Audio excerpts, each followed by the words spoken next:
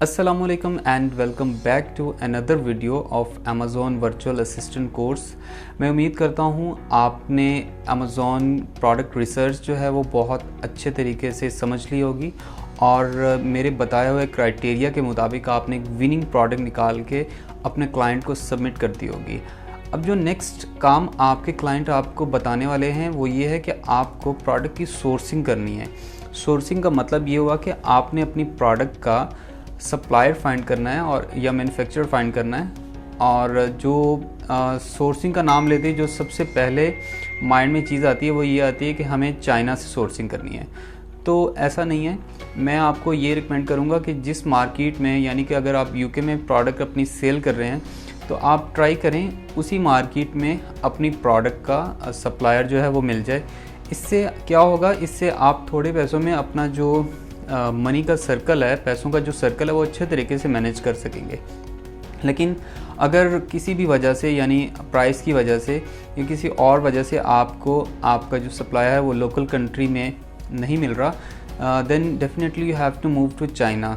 China में तो हमें बहुत अच्छी प्राइस में प्रोडक्ट की सोर्सिंग कर सकते हैं, और लेकिन उसमें भी कुछ फ्लॉज हैं। वो ये है कि भी चाइना से जब हम सोर्सिंग करते हैं तो हमें काफ़ी ज़्यादा एक लीड टाइम बियर करना पड़ता है।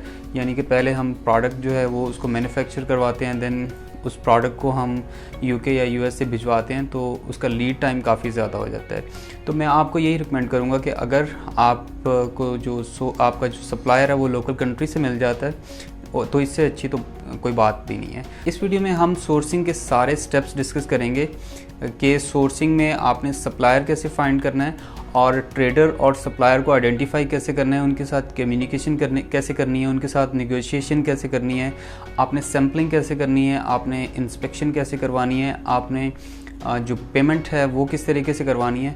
तो ये सारी डिटेल डिस्कशन मैं इस वीडियो में करूँगा। तो आप से रिक्वेस्ट है कि आपने ये वीडियो सारी कंप्लीट तक देखनी है, आपको बहुत ज़्यादा फ़ायदा मिलेगा।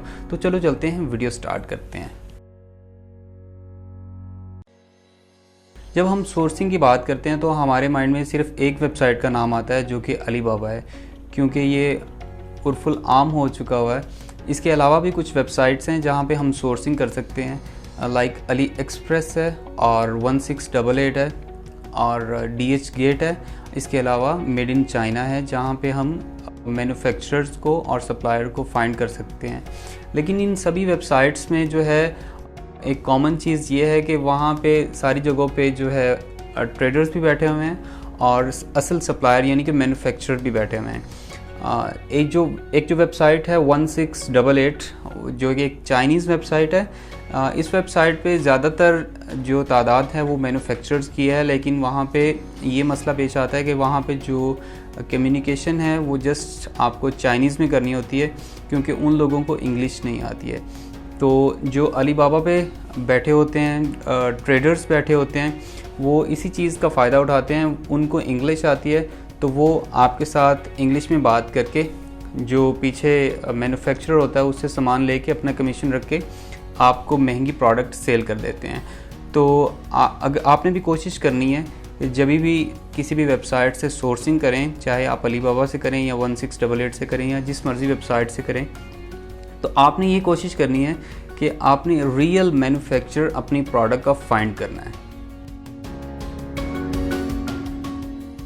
सबसे पहले आपने जब सोर्सिंग स्टार्ट करनी है तो आपने अलीबाबा के सर्च बार में अपनी प्रोडक्ट का मेन कीवर्ड डालना है। उसके बाद आपके पास काफ़ी ज़्यादा सप्लायर्स के और ट्रेडर्स के रिज़ल्ट्स आ जाते हैं, और इन रिज़ल्ट्स को अब आपने अच्छे तरीके से एग्ज़ामिन करना है। आपने इनके जो डायमंड्स हैं जो कि ये इस चीज़ की निशानदही कर रहे होते हैं कि भी क्वालिटी वाइज या कम्युनिकेशन वाइज और प्रेजेंटेशन वाइज कोई भी सप्लायर या कोई भी ट्रेडर जो है वो कितना अच्छा है, वो आपके जो डायमंड्स हैं वो ये बता रहे होते हैं। 3 डायमंड्स, 4 डायमंड्स भी होते हैं, 5 डायमंड्स भी होते हैं। तो एक तो आपने ये चीज़ मद्देनज़र रखनी है। सेकंड, आपने ये देखना है कि जो आपका सप्लायर है वो उसके पास जो है वो वेरीफाइड सप्लायर होना चाहिए। अगर गोल्ड भी हो तब भी चल जाएगा। गोल्ड में तो सिर्फ अलीबाबा आपके सप्लायर का जो लाइसेंस है वो कॉन्टैक्ट इन्फॉर्मेशन और लोकेशन, जस्ट ये 3 चीज़ें गोल्ड सप्लायर में वेरीफाई होती हैं। लेकिन अगर आपका जो सप्लायर है वो वेरीफाइड सप्लायर है तो इसमें सारी चीज़ें कवर हो जाती हैं। तो आपने ये भी कोशिश करनी है कि आपका जो सप्लायर है वो गोल्ड सप्लायर हो और उसके पास कम से कम 3 डायमंड्स हों और उसके साथ साथ उसकी कुछ ट्रांजैक्शन की हिस्ट्री हो, जिससे आपको ये पता चले कि ये सप्लायर जो है ये जेन्युइन है, इसने जो रिव्यूज़ है वो फेक नहीं लिए हुए। अगर मिसाल के तौर पे आपके सामने एक ऐसा सप्लायर आ जाता है जिसके जस्ट 2-5 स्टार रिव्यूज़ हैं और कोई भी ट्रांजैक्शन हिस्ट्री नहीं है, तो इसका मतलब ये हुआ कि उसने आर्टिफिशियल रिव्यूज़ लिए हुए हैं। जैसे कि हम भी फाइवर के अकाउंट्स पे या अपवर्क के अकाउंट्स पे एक आर्टिफिशियल रिव्यूज़ ले लेते हैं अपनी प्रोफाइल को बिल्ड करने के लिए, तो इसी तरीके से ये लोग भी अपनी प्रोफाइल के ऊपर आर्टिफिशियल रिव्यूज़ ले लेते हैं। लेकिन कोई ट्रांजैक्शन हिस्ट्री जब किसी भी प्रोफाइल पे नहीं होती तो हम ये समझ जाते हैं कि ये अभी न्यू है इस गेम में। तो हम एक ऐसा सप्लायर फाइंड करते हैं जिसकी ट्रांजैक्शन हिस्ट्री भी होती है और जिसके पास 3 डायमंड स्टार्स भी होते हैं, 3 डायमंड्स भी होते हैं और जो कि वेरीफाइड सप्लायर होता है। इसके साथ साथ आप अगर लेफ़्ट साइड पे देखते हैं तो और भी फ़िल्टर्स होते हैं कि आप जो सप्लायर है वो चाइना में ढूंढना चाह रहे हैं या आप सप्लायर जर्मनी में या पाकिस्तान में, जहाँ भी आप ढूंढना चाह रहे हैं वो इन फ़िल्टर्स को आप यूज़ कर सकते हैं। और लेफ़्ट साइड पे एक और फ़िल्टर होता है कि आप ऐसा सप्लायर ढूंढना चाह रहे हैं जिसके पास ट्रेड इंश्योरेंस है, क्योंकि हम हमेशा जितनी भी पेमेंट करते हैं वो अलीबाबा ट्रेड इंश्योरेंस के थ्रू करते हैं, ताकि जो हमारी जाके इन केस हमारे सप्लायर के साथ कुछ डिस्प्यूट हो जाता है तो अलीबाबा ट्रेड इंश्योरेंस जो है वो हमें हमारी अमाउंट और हमारी प्रोडक्ट जो है उस चीज़ को रिकवर करने में हमारी मदद करती है। एक न्यूबी जब भी सोर्सिंग स्टार्ट करता है तो उसको सबसे पहले जो एक मसला पेश आता है वो ये है कि उसको पता नहीं चलता कि कौन सप्लायर जो है वो मैन्युफैक्चरर है और कौन ट्रेडर है। मैं भी जब आज से 5 साल पहले जब मैंने सोर्सिंग स्टार्ट की तो मेरे साथ भी ये मसला पेश आया था। अभी मैं आपके साथ एक्सपीरियंस के साथ एक टिप शेयर करता हूँ कि आपने अपने सप्लायर को ये बोलना है कि मुझे वीडियो के ऊपर अपनी फैक्ट्री का विज़िट करवाओ और मुझे एडमिन डिपार्टमेंट दिखाओ, मुझे अपनी फैक्ट्री की लैब दिखाओ, मुझे अपनी फैक्ट्री का जो है वो वेयर हाउस है वो दिखाओ और जो फिनिश गुड्स आपने दूसरे क्लाइंट्स के लिए बनाई हुई हैं ये भी दिखाओ। तो आपको काफ़ी हद तक इस चीज़ से आप सेफ़ रह सकते हैं कि आपको ट्रेडर जो है वो चकमा ना दे, क्योंकि ट्रेडर जो होते हैं वो मैन्युफैक्चरर से थोड़ी प्राइस लेते हैं और अपना मार्जिन रख के आपको ज़्यादा प्राइस दे देते हैं और अपने आप को ये प्रेजेंट करते हैं कि हम लोग जो हैं वो मैन्युफैक्चरर्स हैं। तो इस चीज़ का आपने बहुत ज़्यादा ध्यान रखना है। सेकंड, आपने सारी जो कम्युनिकेशन है वो अलीबाबा के चैट ग्रुप में ही करनी है, ताकि इन केस कल को कुछ डिस्प्यूट होता है तो आपको अलीबाबा सपोर्ट करे। कुछ लोग न्यूबीज़ ये करते हैं कि अपने सप्लायर के साथ थोड़ी सी बात करते हैं और उसके बाद उनको व्हाट्सएप पे या वी चैट पे ले जाते हैं, जो कि रिकमेंड नहीं करता कि अलीबाबा के आप ऑफ अलीबाबा जाके किसी के साथ कम्युनिकेशन करें। हाँ, कुछ अरसा के बाद जब आप अपने सप्लायर के साथ कोई 2-4 साल कुछ अरसा गुजार लेते हैं, उसके बाद नो प्रॉब्लम आपकी उनके साथ अच्छी लाइजनिंग हो जाती है, तो आप उनके साथ व्हाट्सएप या वी चैट पे अच्छे तरीके से बात कर सकते हैं। आप उनके साथ वहीं पे प्राइवेटली भी डील कर सकते हैं। अलीबाबा में जब आप सोर्सिंग स्टार्ट करते हैं तो सप्लायर्स आपको बहुत ज़्यादा हाई प्राइस कोट करते हैं। उस प्राइस के साथ आप किस तरीके से नेगोशिएट करेंगे, मैं आपको कुछ अपनी एक्सपीरियंस के साथ टिप्स शेयर कर देता हूँ। आपने ये करना है कि आपने सबसे पहले बिल्कुल थोड़े MOQ के साथ उनको बताना है कि मेरा MOQ जो है, MOQ का मतलब होता है मिनिमम ऑर्डर क्वांटिटी। आपके फॉर एग्जांपल आपने उनसे 5000 सेट्स ख़रीदने हैं या 5000 किसी भी चीज़ के पीस ख़रीदने हैं, तो आपने स्टार्ट करना है 500 MOQ से। आपने उनको बताना है कि मैं 500 MOQ आपसे लूँगा, अब मुझे प्राइस बताओ। वो आपको प्राइस बता देंगे कि मैं इतनी प्राइस आपको कोट करूँगा। उसके बाद आपने अपना MOQ जो है वो बढ़ा लेना है। लाइक आपने उनको ये कहना है कि हाँ जी, अब ये है कि आपको मैं 1500 MOQ देता हूँ, अब आप अपनी प्राइस बताएं। वो और थोड़ा सा कम आएंगे। इसी तरह करते करते आपने अपने रियल MOQ तक पहुँच जाना है और तब तक वो जो सप्लायर है वो भी अपनी कुछ बॉटम प्राइस पे आ चुका होगा। उसके बाद आप अपनी असल जो ऑफ़र है, आप जिस प्राइस पे आप अपनी प्रोडक्ट ख़रीदना चाहते हैं, आपने अपनी असल ऑफ़र बतानी है।